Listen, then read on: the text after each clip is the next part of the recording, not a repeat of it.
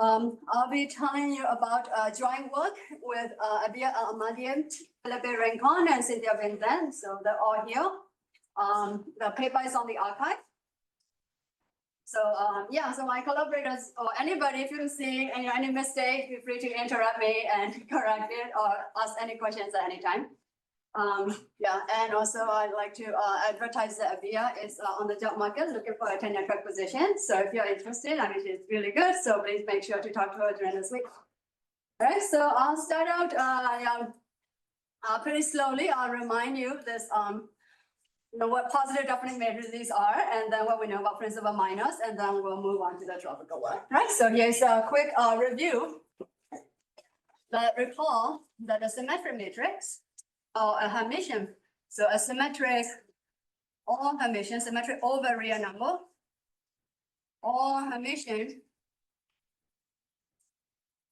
I'm sorry, over right, over complex number is Hermitian matrix. A is, let's say, positive semi-definite. Let's say this is n by n. If, right, one of the following equivalence condition hold, one is that if you look at the corresponding quadratic form, the values are non-negative, right, for all x, and since I should put star here, Hermitian, right? So star to the n.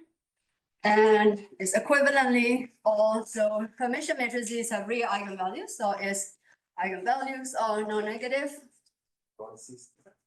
Sorry, C.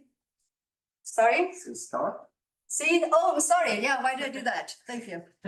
Yeah, great. Yeah, you see, I am very prone to make a mistake, especially when I'm touching a chalkboard. So, and all principal minors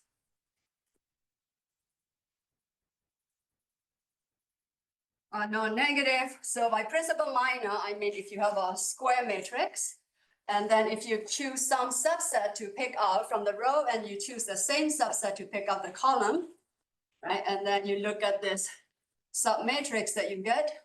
Principal minor is the determinant of the submatrix. So principal means that you're choosing the same row and the same columns. So they have to be non-negative. And that equivalently factor A as B star B for some matrix B. Right, and this is for positive semi-definite. So for positive definite, so instead of bigger than or equal to 0, we're going to have bigger than 0 for non-zero x. And then we'll say that all the eigenvalues will be strictly positive. All the principal minors will be strictly positive. So this is for positive definite condition. And then in the last case, we want B to be invertible.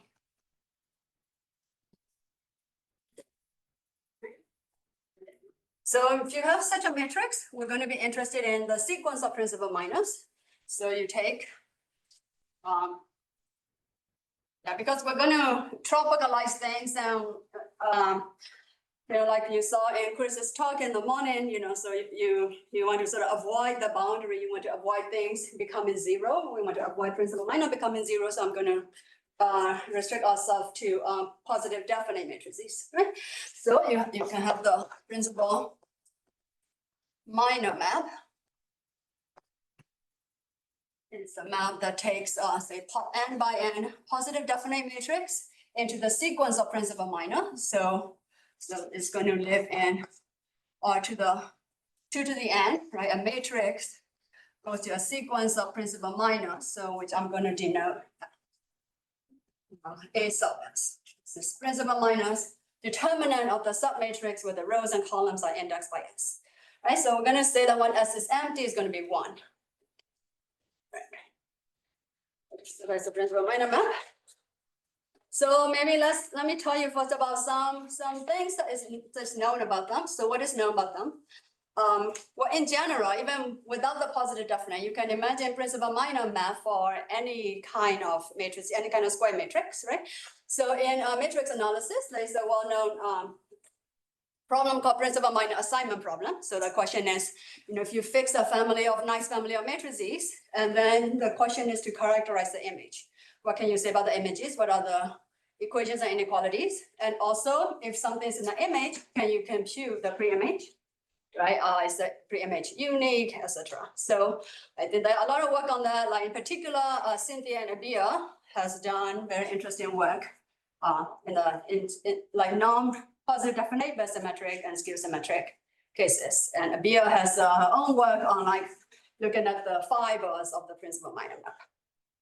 So right here, what is new here is we're looking at principal minor as a positive definite matrices. Actually, it's not new. It's something that people have studied a lot already. So in terms of the in applying math, so in probability or information theory, principal positive definite matrices show up as like covariant matrices of Gaussians, multivariate Gaussians. And if you rescale rows and columns so that you have ones on the diagonal, these are called correlation matrices. So it turns out that up to some scalar multiple, logarithms of principal minors are what is called multi-information or mutual information. It's like you're thinking of, n by n matrix A, right? And then you're looking at this principal minor is giving you sort of multivariate Gaussian distribution on these, right, and variables, right, and random variables. And then if you look at a subset of variables, right, the negative of the principal minor is telling you how much if like these variables know about each other. So it is well known that it is kind of like negative of the entropy. Entropy is like uncertainty, multi-information kind of like certainty, I guess. Okay, so it is well known that this multi-information is supermodular. So it means the logarithms of the principal minors are submodular. So I'll write that. Okay, so what is known is that we know that logarithm S random of ut, they're going to equal to log union t plus a. Yeah, so this is the submodularity condition.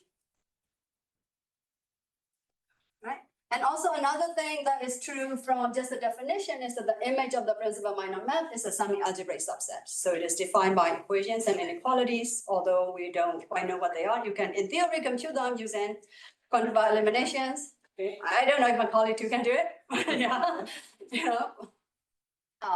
but in theory, you can compute them, right? But in practice, there are many known inequalities about these algebraic relationships among the principal minors of positive definite matrices, because they show up in applications and people are actually interested.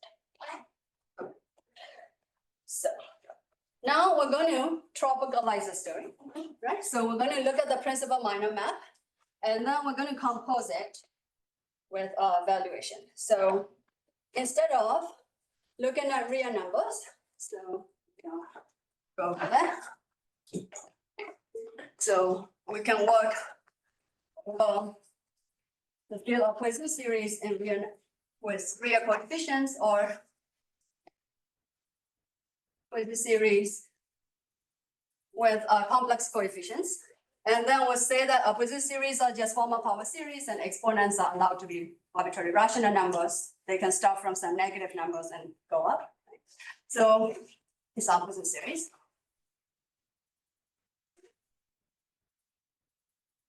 You can think of T as like infinitesimal if you like. So if you're thinking of like real numbers and real Poisson series, right, or power series if you like, and you're imagining if T is infinitesimal, you can compare whether two series are, which one is bigger, which one is smaller. Basically, you only compare the leading terms. Because when T is infinitesimal, then higher degree terms don't matter. Right? So we'll say that for this one, for the real one, we'll say that a Poisson series is positive, means that its leading term is positive. Right, and we say that if X is, right, so series in R is positive, means, right, leading coefficient is positive, and we say the two series like A is less than or equal to B, means that B minus A is over there. So we could define positivity for the Poisson series. So we could define, right, all of these definitions make sense. We could define positive definite matrices over the real Poisson series, all the complex Poisson series. So every complex Poisson series, you can write it as, right, X plus IY, where X and Y are real Poisson series, right? And then you can also do complex conjugation for the Poisson series using this, where X and Y are in this real field. Okay. And then another thing about this Poisson series is that they also have valuations. So sometimes I'll call them K, okay, if I don't want to make a choice. And then there's a valuation from K to real numbers, or actually rational, that sends a series to its leading exponent. And then in this talk, I want to use the max tropical convention. So I'm going to use curly V to be the negative of the valuation. Okay. So that means that we're using max tropical convention. So by definition, it means that if the valuation with this V valuation of, right, two product of two series is the sum of the valuations, and the valuation of the sum is less than or equal to the maximum of the valuations. If there are no cancellation of leading term, then it's equal to the maximum, otherwise it could be smaller. All right, so using this, we can look at principle positive. So positive definite matrices over real or complex numbers, and then we could send it to this real Poisson series or to the 2n, and then we can compose this with the valuation map, and then we send it to R to the 2n. And then our main question is, what is the image? What can we say about the image?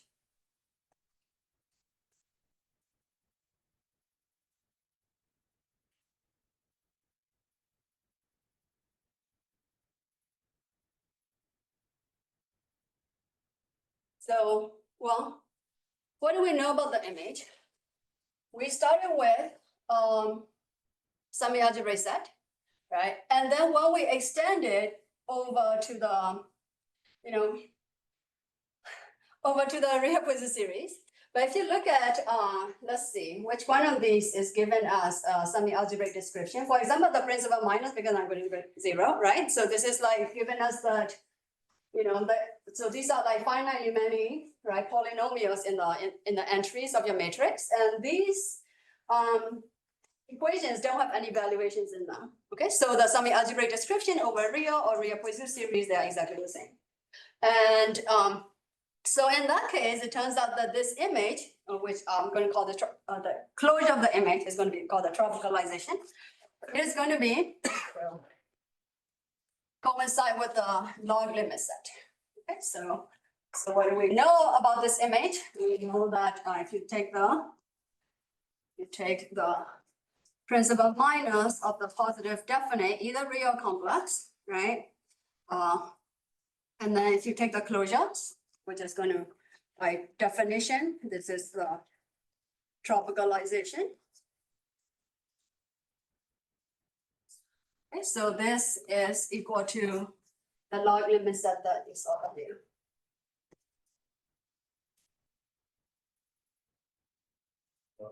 I want this matrix to have coefficients in your script R.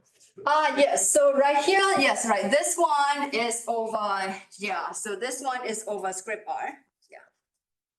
This one is over script R, and then over here, this is going to be over just real numbers, yeah. I should be more precise, yeah. Okay. So this is logarithmic limit set. And also, we also know other things about tropicalization of semi-algebraic set. We know that these are polyhedral fans. So these are the so-called constant coefficients because they're defined by equations without valuations, right? Oh, the valuations are all 0, coefficients have valuation 0. So whatever the image is going to be a polyhedral fan, right?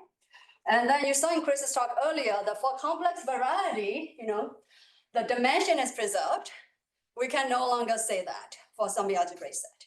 Yeah, so one of the first questions you may ask is, what is the dimension of the image? Right?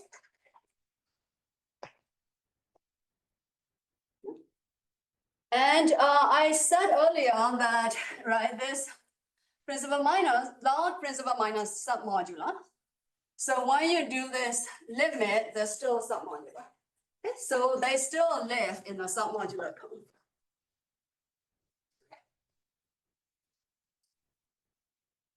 Yeah. This is a polymetrid? These polymatrices, yeah, that's my next thing that I talk about. Thank you, Lemma. Yeah, it must be very natural that you just see it, right? Yeah, without having read the paper. So yeah, submodularity, I mean, still, close connection to matrix theory, but there is something stronger that I'll talk about now.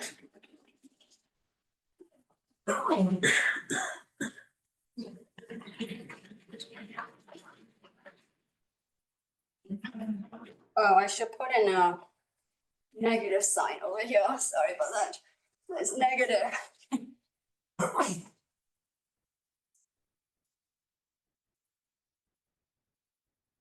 All right, so yeah, now we're going to connect this to polymetry or M-concave function via Lorentzian polynomials, actually. So we could, if you have a Hermitian matrix, A like this, we can consider this polynomial, which is, this is a diagonal matrix with axis down the diagonal, plus, let's say y times A to homogenize it. Okay, so you look at this polynomial. Right, so what are the coefficients of this polynomial? They're the principal minors. They are the principal minors, right? So if you look at the coefficient, right, so this is going to be sum over the subset. And then if you look at the coefficient of x, right, to the sum, twice the subset, then y has to be n minus the size because this is homogeneous. And then the coefficients are the principal minor. These are the x's that you did not choose. Okay, so that means it is a, okay, this may be nicer if I just flip them around actually. Flip this. So I could do as and x to the complement y to the size of s. Okay? So those coefficients are precisely the principal minor. And on the other hand, this matrix is known to be stable. Right? So it is known by Bossier and Brandon that this polynomial is stable, therefore also Lorentzian. And then this implies via a result of Brandon in 2010.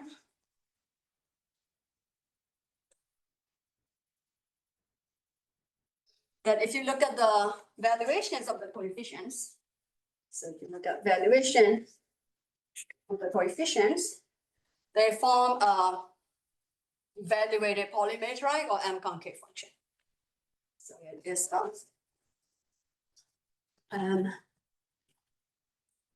M-concave functions, also known as evaluated metric. So I'll review what this means.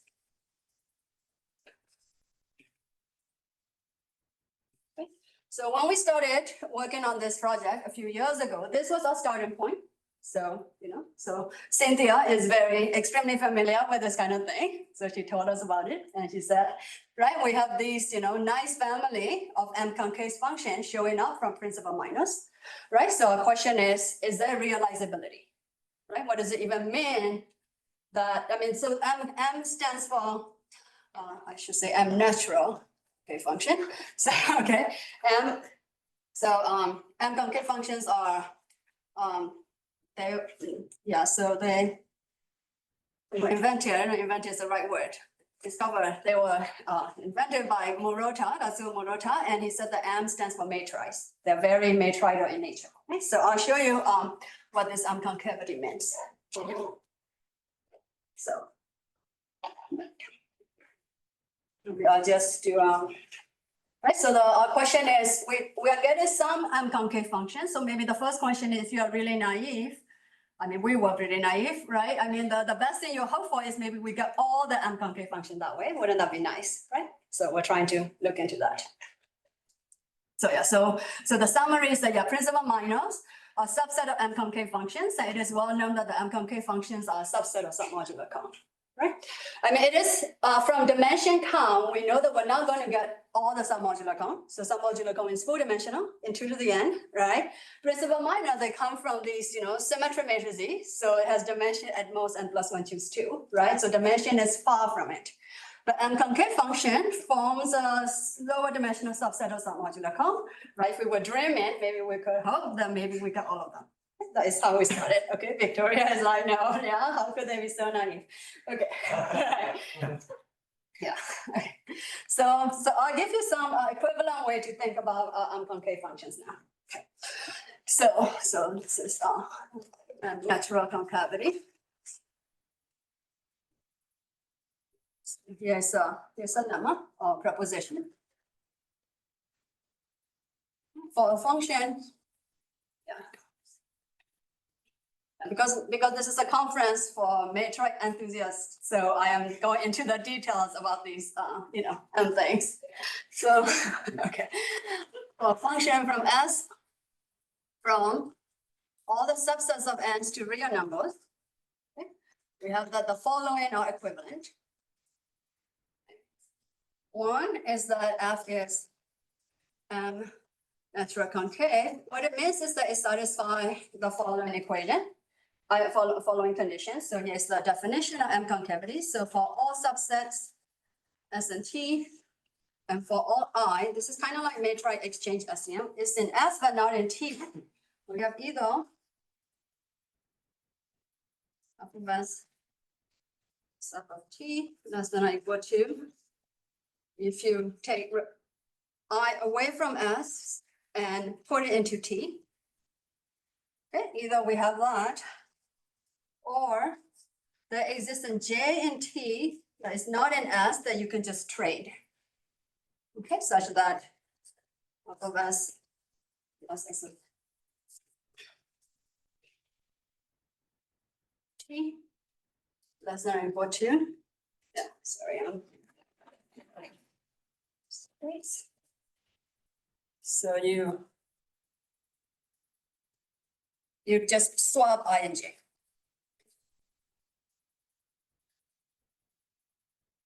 So this is the definition of M-concavity. It looks very kind of like a matrix exchange, base exchange actually. Let me see, I'm going to.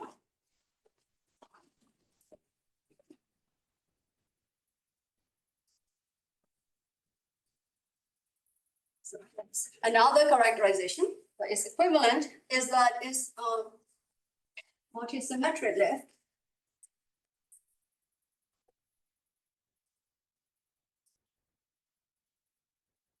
I'll write down the definition. The multi-symmetric lift belongs to the Grassmannian that we have been hearing about. So we started with a function from subset of n to R, and then we're going to lift it to size n subsets of 2n, 1 through 2n. Right? This lift is just if you input an element subset of 2n, you only care about the first n numbers. You sort of ignore the last n. Yep.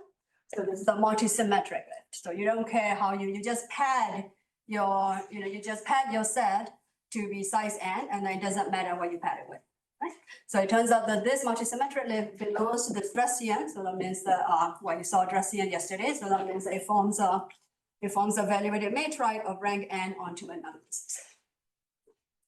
And so the equivalence, the one is equivalent to 2 is in, I think, the paper of Philippe and Victoria. Is that right? Yeah. And no. my notes got cut off. Yes. All right. Yes, that's right. That's what my notes said, right? Jeff, Jones, Rakuza, Rincon, Schleiss, and Urish. Okay. Yeah. Okay. Victoria said yes. So yeah. Okay.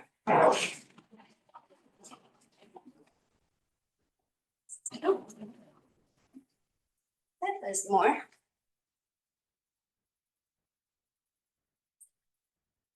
So there's another characterization of M-concavity. So this one is about it's not multisymmetric, but it's about looking at each layer. So right here we're thinking of a subset from 2 to the n to r, right? It's a subset on vertices of a cube. And then you can look at the slices. So this correspond to empty set, right? And then the next 3 correspond to subsets of size 1, right? The next 3 correspond to subsets of size 2, and they correspond to subsets of size 3. In this case, you can look at like things in between each layer. And then the next condition is that between each layer has to look like a evaluated matrix. So we have a little bit of an extra condition, because if we then look at only between layers, then you can sort of like take the function and you can shift each layer, up and down. That would just mess everything up. So we're going to have this extra condition, but F is submodular. So that kind of put a restraint on how much you can shift each layer about. And then F modular, and each homogenized layer,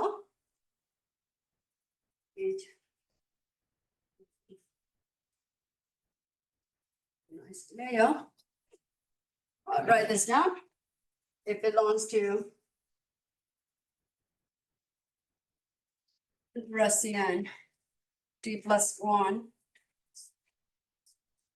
A plus 1, and plus 1 for all k. So this homogenized layer looks like this. So we're looking at the function on k plus 1 element subset of n plus 1 element.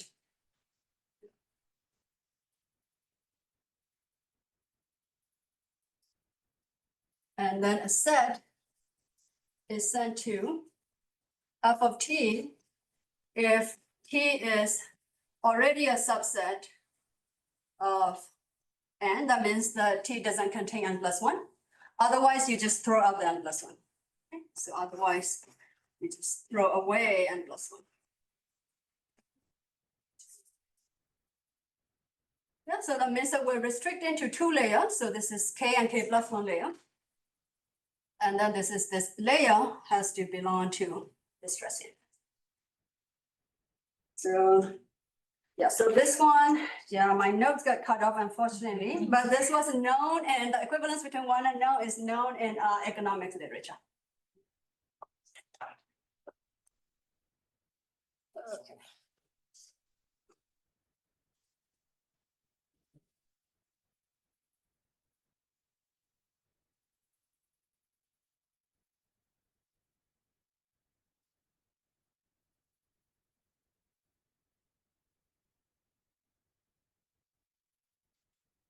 So number 4F is again submodular.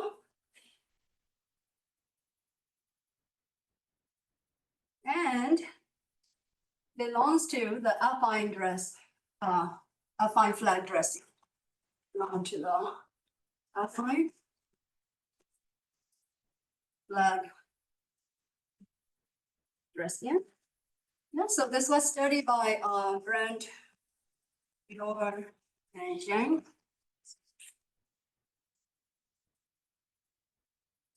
So they show that the equivalence between this one and one of the previous ones. Okay, I'll define what the affine flag Grassmannian is. Yeah, so this is affine flag dress belonging to affine flag Grassmannians means that this function satisfy the following. So for all subset ST and N, where the size of S is less than size of T less than or equal to -2, then if you maximum, or if you look at I, it's I in T, but not in S. So this is like the quadratic fluker relations. This is they're talking about incidences between tropical linear spaces. Yeah, so you take I from T and you put it into S, and then if you look at this maximum, this is a take twice.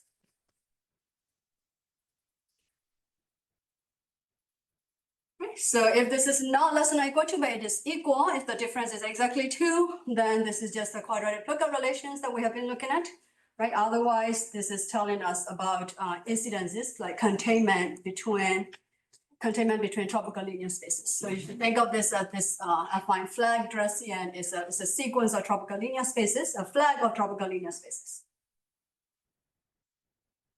All right, so I'm almost done with my equivalent this, so just the last one, right? This used to be my personal favorite because this is like about polytopes, right? Very polyhedral. Although there is no like somehow natural representable counterpart to it, so it is kind of maybe a bit less relevant to us. But this is a nice combinatorial polyhedral characterization. Is the F induces a regular subdivision via alcohol, which is important. Of the 0, 1 cube, right? In which every edge of the subdivision, in which every edge is parallel to either EI minus EJ or EIs.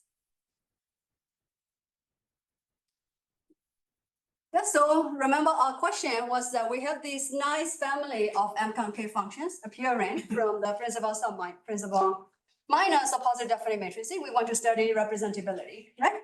So if you go through the list, this is just a definition, right? M-concavity, right? There is let me see, clear representable part to this one. Instead of Lorentzian, we can look at Grassmannian, right? Number 3, there is a clear representable part to this. Instead of Lorentzian, we can look at Grassmannian.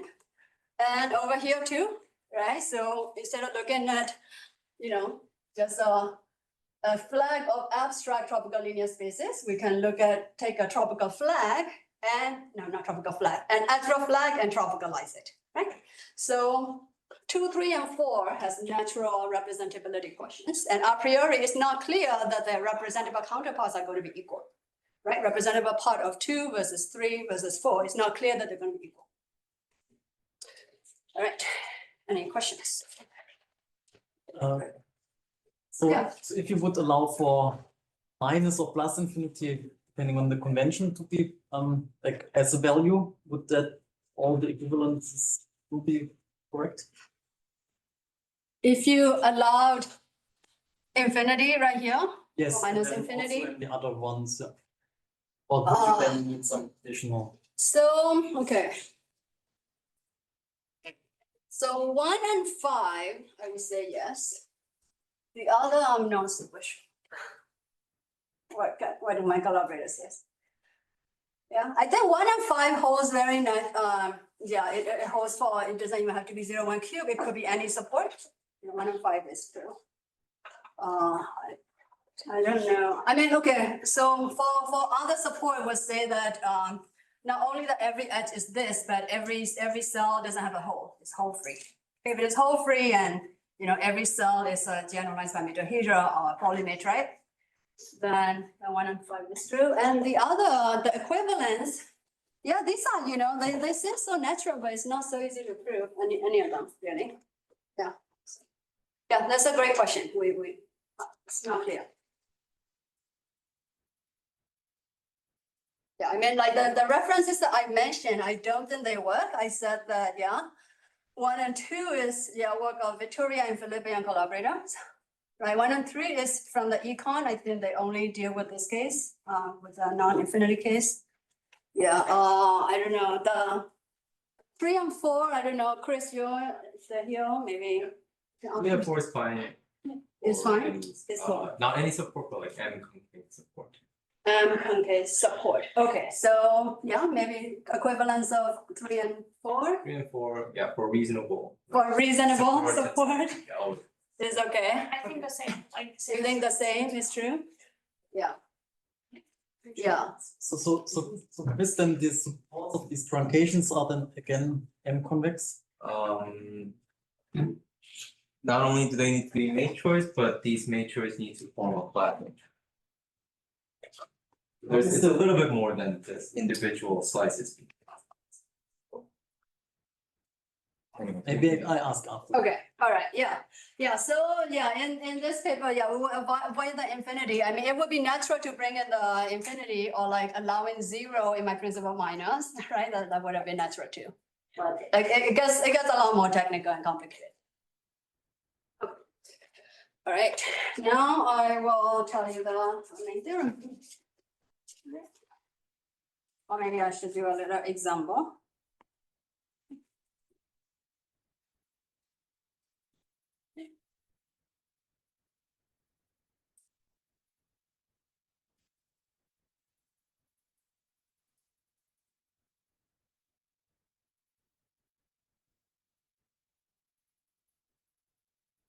Yeah, then I just go for the theorem.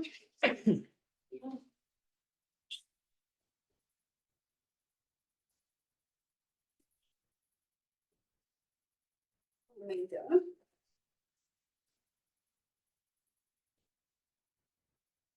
So in this case, let K be either the real Poisson series or complex Poisson series, and we're looking at positive definites or either symmetric or Hermitian matrices. So for a function from subsets of n to real numbers, following no equivalent. One, F is n. So this is an important technical reason. We're going to count over it. That means we're going to allow like rescale everything because for the principal minus, we're looking at, let me finish writing down. Principal minus or positive definite matrices. Like from definition, principal minus have like value 1 on the empty set. We just want to allow anything. So we're just going to be able to multiply everything. If you're thinking of stable polynomial, you allow the stable polynomial to be rescaled by anything. That's basically what we're doing. This code is just I'm allowing rescaling. Okay, so this is an important detail. So this is the set that we're interested in. And then second one is that this multisymmetric lift is in the tropical Grassmannian over K, either real or Poisson series, depending on your setting. And when for is submodular and F is in the tropicalization of the flat variety over K. Great question. So this implies 3, implies that F is submodular, right? And each of these homogenized slices is in the tropical Grassmannian K plus 1 and plus 1, right, for all K. So the other implication, the experts believe that it is false, although I haven't seen a concrete counterexample. Okay, so it is experts believe that it's false. Who is this person? Who is this expert? We have a lot of experts in this room. So, yeah. So that tropical Grassmannian K plus 1 n plus 1. Can I identify that with the tropical partial flag variety of dimensions K and K plus 1? Yes, yeah. So that's right. So the question is, so each layer you can lift them to a pair of linear spaces, but then does it guarantee that can you lift the entire flag? Right? It's not clear. You can lift each layer, does that mean that you can lift all of them? Right? And in the presence of submodularity, maybe something changes. Maybe. Yeah. In the presence of submodularity. So yeah, so I'll just say, at this moment, right, there is there is neither proof nor disproof of the other direction. Although it's believed to be false, right? Have you tried small k and small n? Small k and small n. Okay. So by the results of the tropical flag variety by Chris and collaborators, for n up to 5, everything is representable. So n up to 5, this one is equal to the affine flag Grassmannian. So that means that you're not going to find a counterexample for n up to 5. Yeah, so any counterexample has to be at least n equals 6. And computing tropicals for 6 is very hard / impossible. Yeah.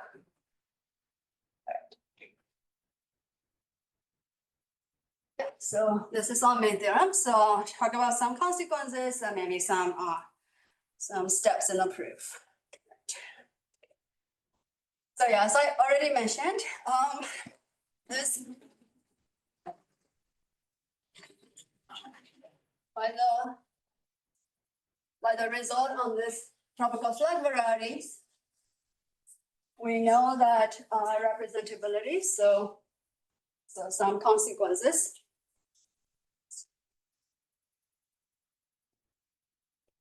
Yeah, so using this Brent, Yu, and Zhang, we know that this tropicalizations of principal minors of positive definite matrices is equal to the set of M natural concave functions on the cube for n up to 5, but it is not equal for n bigger than equal to 6. Yeah, so this answers one of our very original questions, that whether we might get all the M-concave function from principal minors. We don't. Okay, we got precisely. So what is curious is that the representability as a principal minor is equivalent to representability as a flag. And also, we also have something about the dimension. So just about a space, it's about the dimension. So dimension of the tropicalization of the principal minors is equal to from the theorem is the dimension of the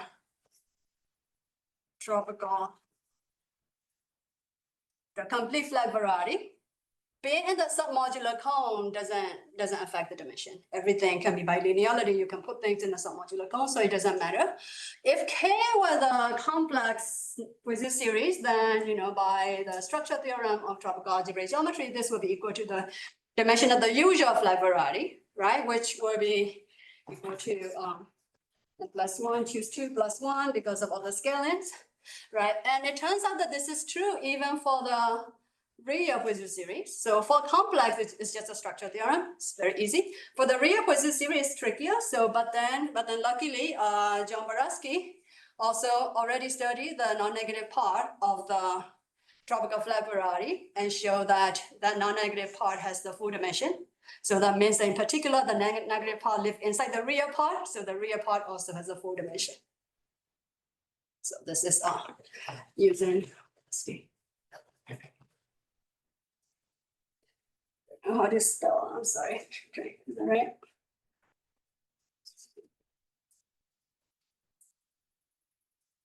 All right, and then I think I have some time to talk through some proof ideas. Show you some calculations. I'm confused by your complex statement. My complex statement. So this is this flag variety over K. So if you look at the theorem right here, right, 1K is either real Poisson series or complex Poisson series. And then right here, this one, this number 3 is the flag variety over either real or complex Poisson series. But why are you appealing to the, how do you get the dimension, given that it's the algebraic inside it? Oh. No. It's not semi-algebraic. This one is the honest tropical variety, complex tropical variety, intersect with some modular cone.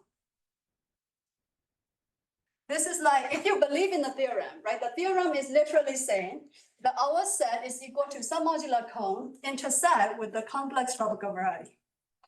This is a theorem. Okay? Yeah. this is, and the submodular cone is 4-dimensional. Yeah, that's right. Submodular cone is 4-dimensional, and every point here, if you shift things via linearity, you can put it in submodular cone. So intersecting with submodular cone doesn't cut down on dimension. Yeah. Okay.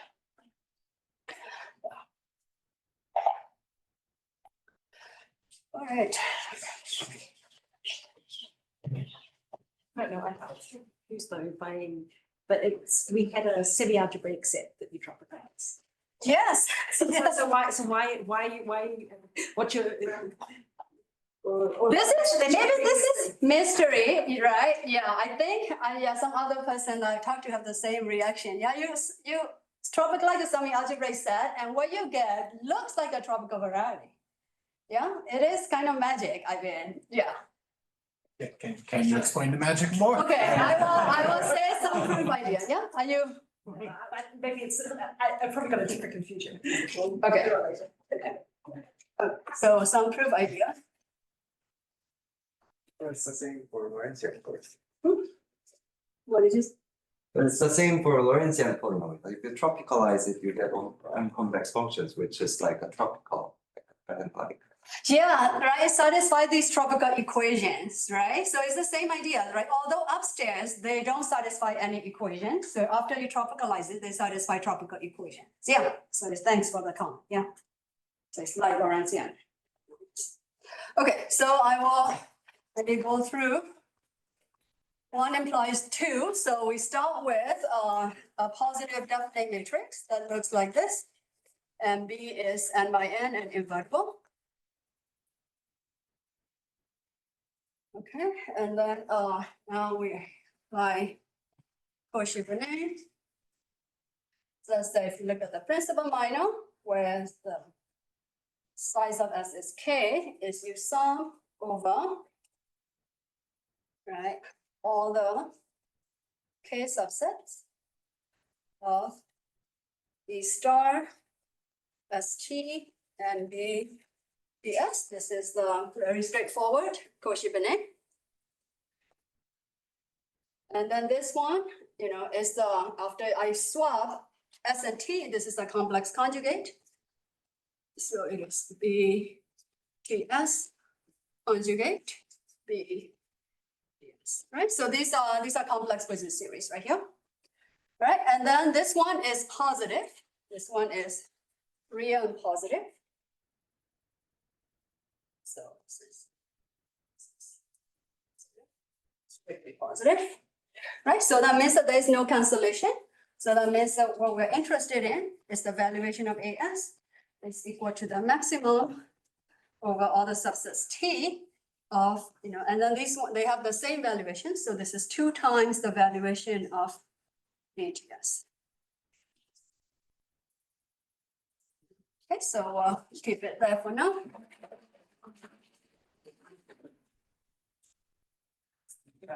Now we want to show that it is in 2, so that means that we have to come up with an element of Grassmannian N2N.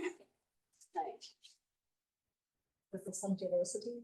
Sorry? With some generosity assumption there. Do I have some generosity? Now there is no generosity assumption.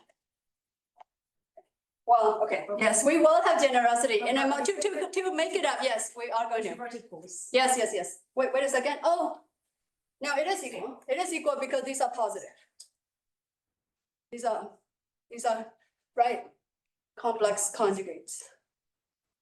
So each of these with this series have positive leading term. There is no cancellation of leading terms. Okay, so it is equal, right? So we want to so we want to come up with an N and 2N. And then this is a multi-symmetric lift. So that means that if I want the matrix, and then if I look at the n by n minus of that, the valuation only depend on the top chunk and not in the second chunk. Right. So here's this is what we call mixing up lemma that we're going to use. It's actually a very, very simple idea. So let's say that let U be a generic n by n matrix over the coefficient field in the real complex numbers. then let B tilde be UB. In other words, I take my matrix B and then I do some kind of random row operations on B. Okay? Random row operations on B. And then after I mix them up, the valuation of the mixed up stuff, right? Because all my rows are now pretty much equivalent. Okay, this only depends on the second part. Now in the first part in particular, it is actually the maximum. So that means this is equal to that, right? So this is exactly that. The valuations are equal. And then to get to B, we just get, then take the matrix, B tilde I. If you look at this one, because of this condition, in particular, this only depends on S and not on T. That means if you look at the n by n minor of this, only depends on the first chunk, not on the second chunk, right? And then the n by n minors are equal to this, which is equal to the valuations, right? So that means we have gotten our point in number 2. Yeah, and then 2 implies 1 is basically, this is kind of backward. You start with a matrix like this, right? Where the minors only depend on the first chunk, and then you build your principal, you build your positive definite matrix by taking B star B. Okay, so this is 2 implied 1s, so it's easy.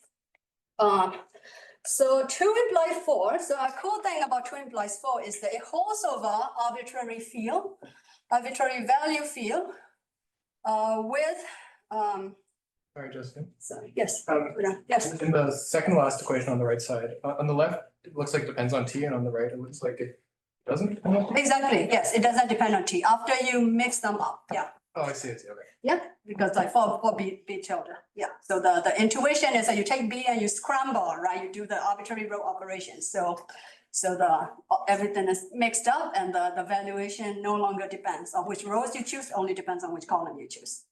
Okay, it's very easy to prove, yeah. So this is fine plus 2.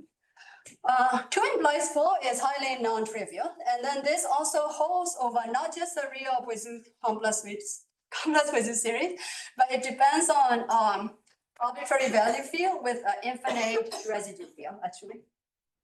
So for 2 implies 4, I just make a comment. Yeah. Won't go through it because it's rather technical and hard.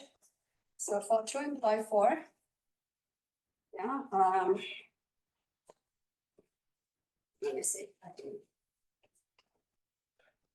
2 implies 4 is easy. You start with a matrix like this. So everything in part 2, you can write it as a row space or something that looks like this. Okay, by rescaling. And then to get to an element in the flag, you just look at the rows of this, the first chunk given by the first row, second row, 3 rows and so on, right? So you can look at this matrix and you take the rows from the top and that gives you a flag. Going back is very hard. So 4 implies 2 was hard. And yeah, one of the hard parts is actually using submodularity is actually quite hard. So we have some technical lemma that takes 5 pages of technical computation that I won't show you. Okay. All right. So any questions? Yeah. Okay, so I believe I have 5 minutes. So I want to show you. So I think this already came up. I think maybe Diane's question is that, yeah, this looks like, right? It looks like a tropical variety. And how do we understand that? Right? So in particular, this was puzzling for us a bit at first. So for example, if you look at, just look at n equal 3. So we're looking at, right, functions on the vertex.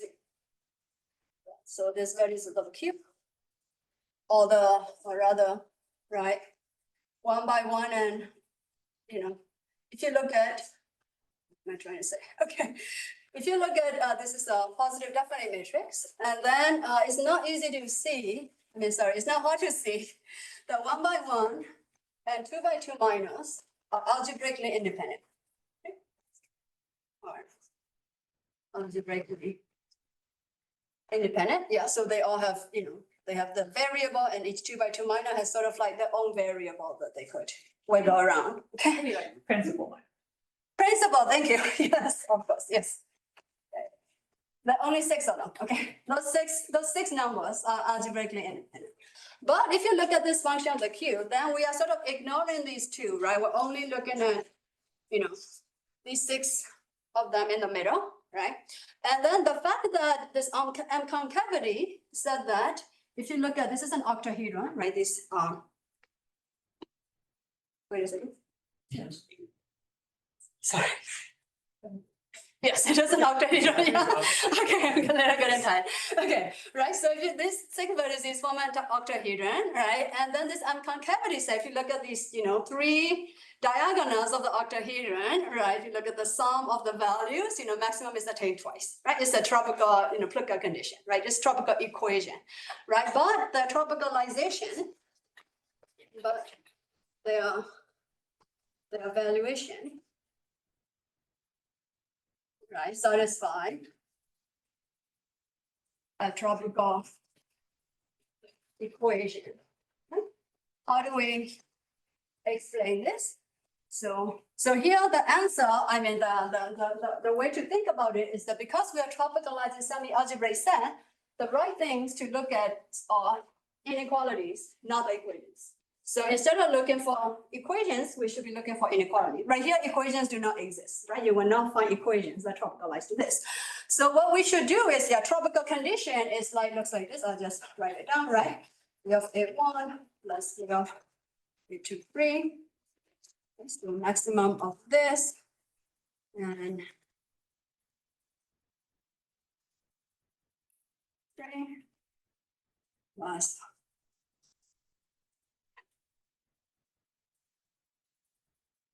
so maximum of this is attained at least twice.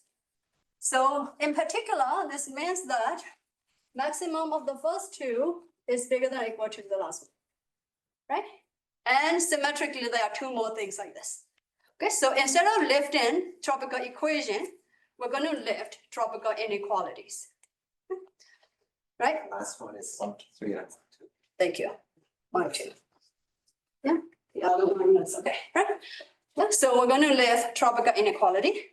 And yeah, so in general, theoretically, we know that this is possible. So this is something that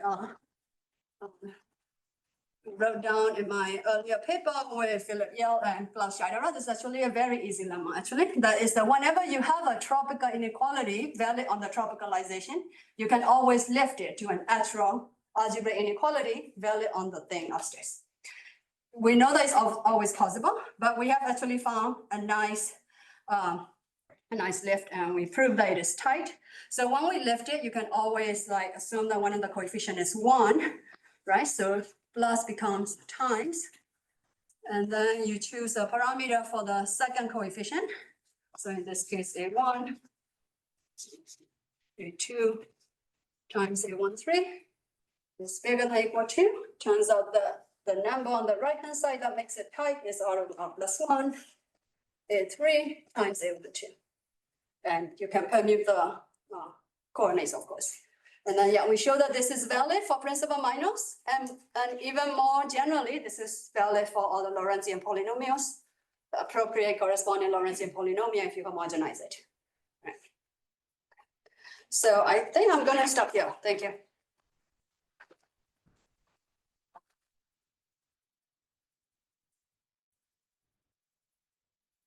We are at 3:30, but I think we have time for just a short question. Does somebody have one?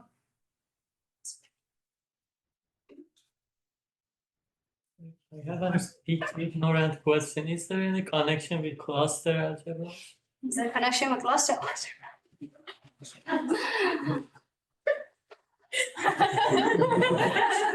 I don't know. Let's talk over tea.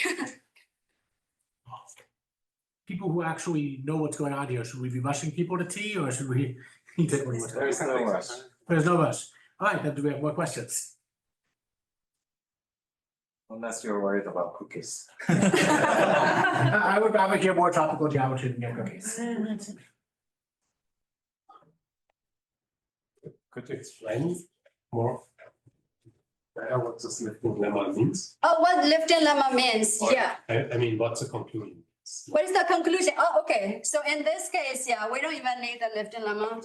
Okay. Because lifting lemma is like saying that you can always lift a tropical inequality, the usual inequality. So right here, this is our theorem.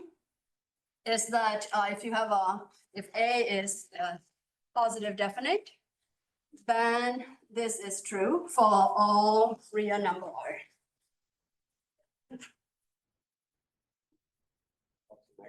Sorry? For all real numbers, or does that to be positive? All. Turns out that it's all. Minus one. Yeah, even my, you mean like, sorry, okay, how about this? Yeah.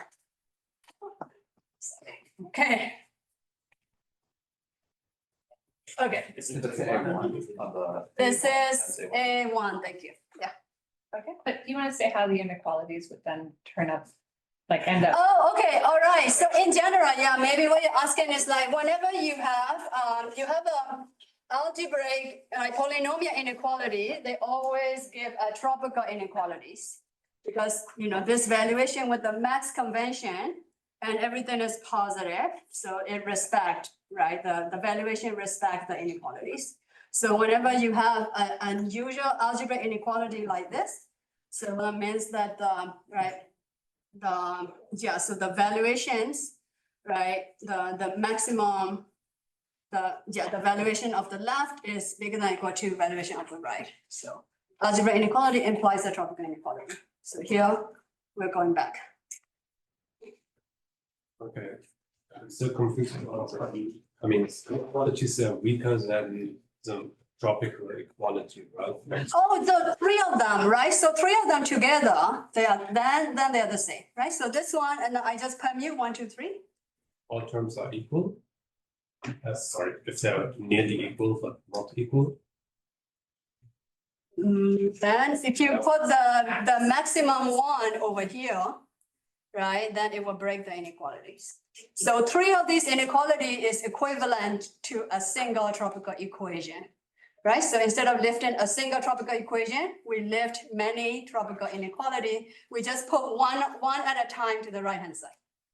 Yeah, these are similar to those band relations thing. Yeah. Is that also true for totally positive matrices? Is it possible for delta again? Is that also true for totally positive matrices? Totally positive matrices? You mean like non-symmetric, but all the minors are positive? Have we looked at this? We have not looked at it, but that'd be interesting. I have a zoomed out question. I guess what features of this principal minor story make it amenable to tropical techniques? Like, why does this make sense to apply a lot of tropical geometry and then like good things pop out?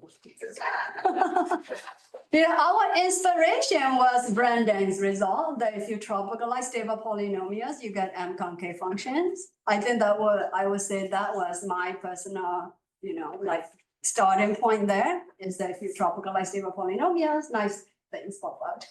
Right, I mean, the fact that the realizability here ends up being equivalent to these other 2 realizability, we did not know that going in. This is not what we would have conjectured. We were just trying to show that, maybe Cynthia was expecting that, but at the beginning of this project, what we were trying to prove is that right here we have these slices, right? We have these slices, we have these like valuated matrices showing in each slide, right? We wanted to show that each of these valuated matrices was representable. That was our initial question. And then somehow it is natural to look at these other sort of related realizability questions that turns out to be well behaved than the one we started with. I mean, we did answer the realizability. Each slice is realizable, but we just don't know if the converse is true.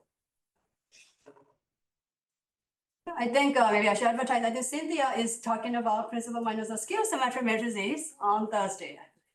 All right, let's thank you again. Thank you for that.